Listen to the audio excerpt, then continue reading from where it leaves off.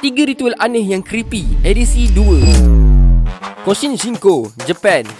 Ritual ni datang dari kepercayaan kuno Jepun. Orang yang ikut ajaran Koshin percaya bahawa dalam badan manusia ada 3 makhluk kecil yang akan keluar dari tubuh masa kita tidur dan akan melaporkan dosa-dosa kita pada dewa langit. Apa jadi kalau dosa terlalu banyak? Umur korang akan dipendekkan. Jadi, pengikut ritual ni akan berjaga sepanjang malam, kadang-kadang sampai 2 hari supaya makhluk tu tak sempat keluar. Dalam bilik, mereka akan pasang patung dewa, lilin dan bacaan mantra khas. Egungun, Yoruba, Afrika Barat.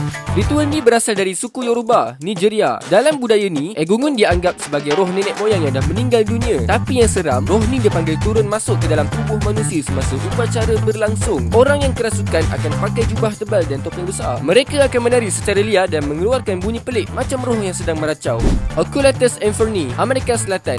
Yang ni antara ritual paling misteri dan jarang didedahkan. Occultus Inferni bermaksud mata neraka. Ritual ni dikatakan dijalankan oleh sekumpulan kecil pemuja gelap untuk membuka mata ketiga ke dunia roh. Peserta akan masuk ke dalam bilik gelap total selama 3 hari tanpa cahaya dan tanpa bunyi. Sepanjang masa tu, mereka tak boleh bercakap dan hanya boleh makan makanan yang telah disucikan dalam darah haiwan tertentu. Hari ketiga, mereka akan diberi cermin khas untuk melihat roh yang dikatakan akan datang menjenguk balik mereka dari dimensi lain. Banyak laporan yang cakap peserta nampak bayangan hitam bergerak dalam cermin dan ada yang trauma seumur hidup. Nak sangat kan? Mana lagi ni ritual-ritual pelik yang korang tahu? Cuba komen.